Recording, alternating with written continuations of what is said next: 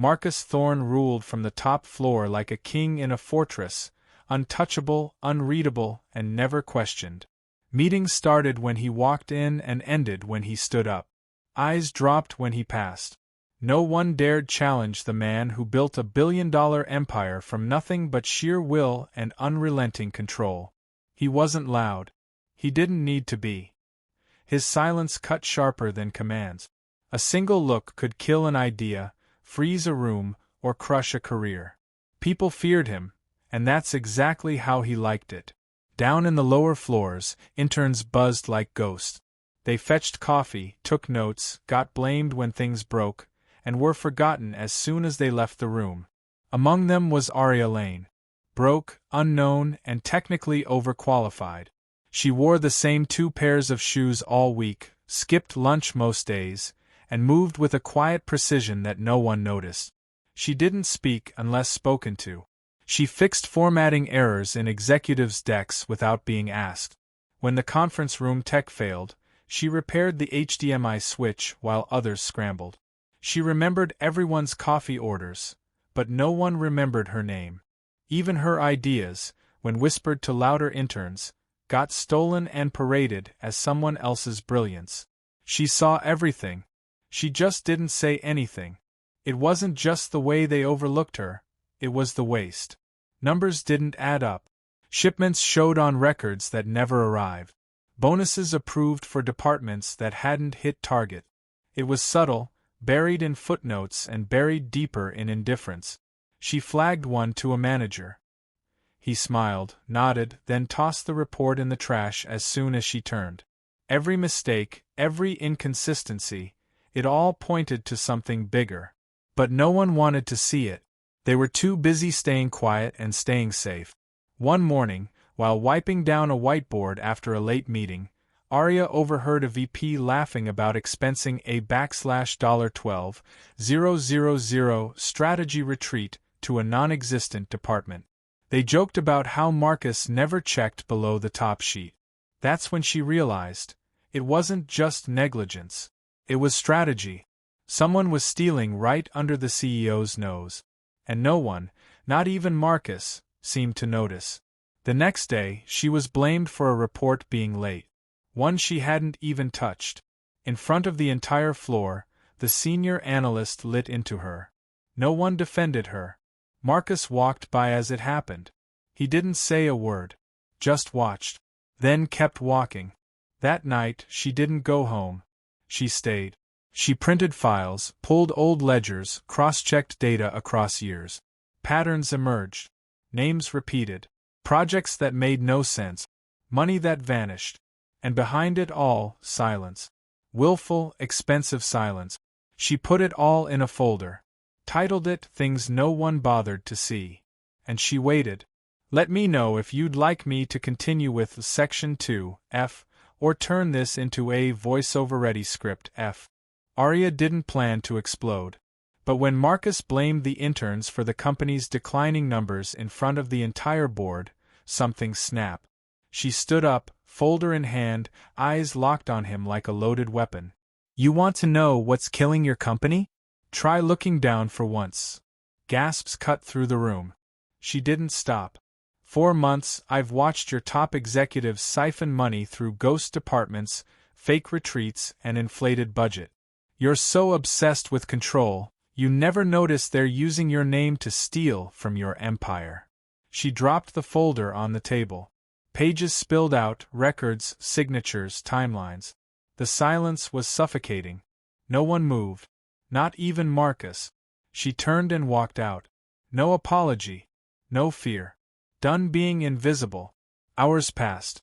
She waited for the termination email. It never came. Instead, her phone buzzed with a message. *My office. Now, *.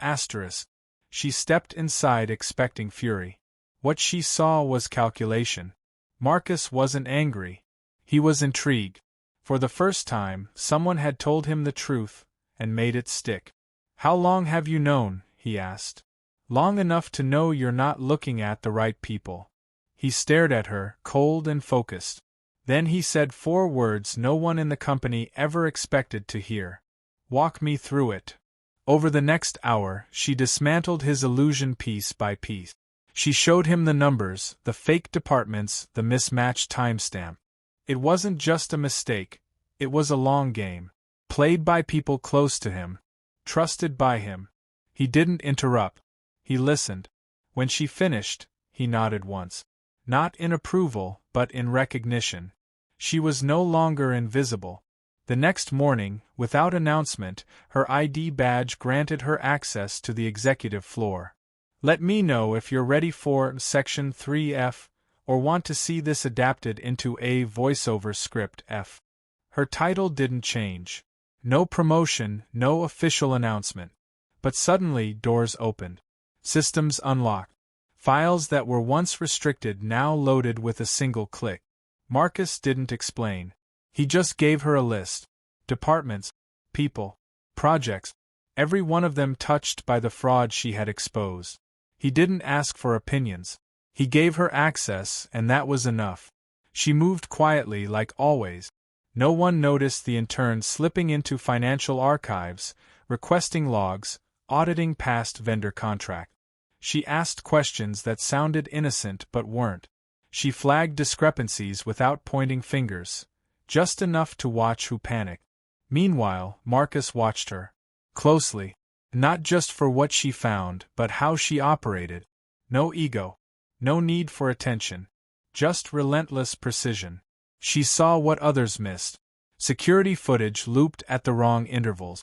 2 employees signing off the same purchase order from different floors at the same time. An email trail that vanished the day before bonuses were issued. The deeper she dug, the clearer the pattern became. This wasn't sloppy embezzlement. It was layered, patient, intentional. Executives at the top weren't just stealing, they were moving pieces, sabotaging projects, redirecting blame to divisions already stretched thin. And every move was designed to keep Marcus looking up while the damage happened below. She laid it all out in a private report. No drama, just facts.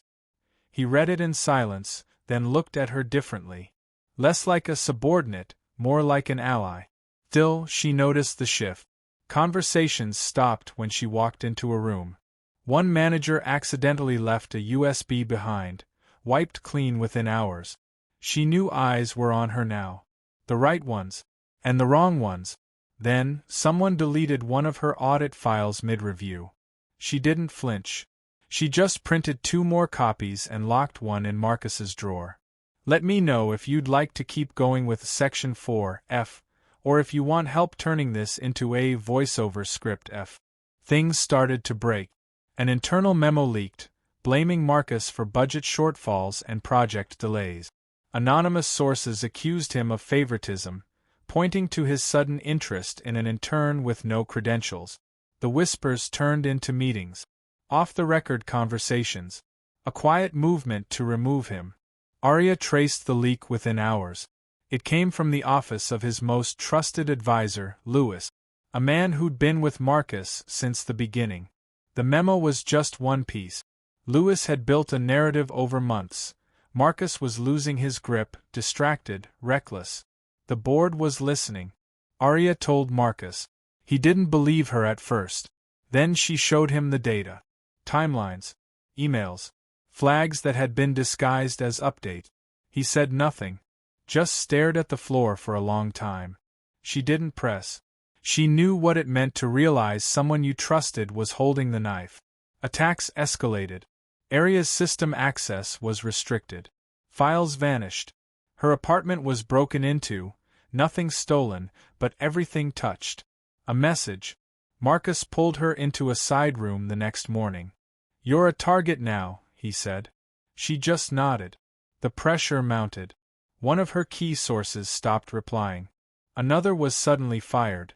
And then, a janitor who had passed her a suspicious vendor list was found dead in a car crash. No investigation. No follow-up. She didn't sleep that night. Neither did Marcus. When she arrived the next morning, her badge didn't work.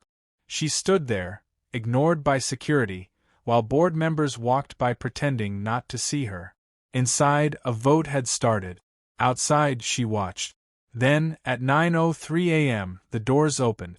Marcus stood in the lobby. Let her in. He walked her past every executive, every doubter, every whisper. Straight into the boardroom. No permission asked. She's not here to be silenced, he said. She's here to expose what none of you had the courage to face. Then he stepped aside and let her speak. Let me know when you're ready for Section 5F, or if you'd like this adapted into a scripted narration F. She didn't ask for attention. She didn't need applause. She opened her folder and laid out the truth. Each document hit like a hammer. False invoices, ghost departments, identical purchase orders signed minutes apart by different hands. Vacation payouts to employees who didn't exist. Bonuses funneled into shell accounts. All traceable. All damning. No spin. No speculation. Just facts no one could deny. The room shifted.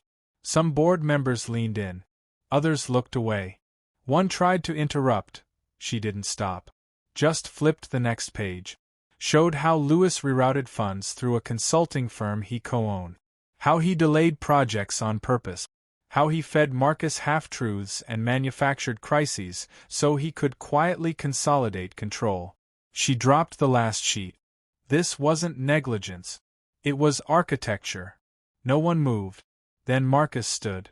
Looked at each board member one by one. I built this company to reward merit. But I became the blindest man in the room. He turned to Arya. Not as a CEO. As a man who finally saw. From today forward, we stop building around fear. We build around truth. 3 board members resigned within a week. Lewis vanished. His office cleared out overnight, his resignation unsigned. Audits launched. Investigations followed. Departments reshuffled. Projects restarted. And through it all, Arya worked. Quietly. Relentlessly. People started coming to her with questions. With ideas. With problems. Not because they were told to, but because they trusted her. And slowly, the company that once thrived on silence began to speak. Let me know when you're ready for Section 6F, or if you want to turn this into a voiceover script. If weeks passed. The building felt different. Executives who once barked orders now paused to listen. Teams asked for Arya's input before finalizing anything major. No title change, no formal announcement, just quiet respect earned through action, not position. Marcus started holding meetings with the door open. He challenged ideas, but now asked questions instead of issuing commands. He made space, and Arya filled it without trying to impress anyone. One evening, long after the office had emptied, he found her typing by the window. No fanfare, just another report. He stood there for a while before speaking. You never wanted credit, he said. She looked up. I wanted things to work. He nodded. They finally are. Under her radar, unnoticed guidance, the company recovered. Profits stabilized. Morale rose. The interns got better training, fewer tasks with no purpose. A suggestion box appeared in the break room, anonymous and this time actually read. But Arya knew better than to believe in happy endings. Problems didn't disappear. They just changed shape. And power, if left unchecked, always drifted toward silence. So she watched. Quietly. Closely. And when something felt off, she asked the right questions before anyone else noticed. She didn't need a corner office. She had something better. A voice people listened to even when she whispered. Let me know if you'd like this turned into a voiceover script F, or need help crafting the YouTube description F and thumbnail text F.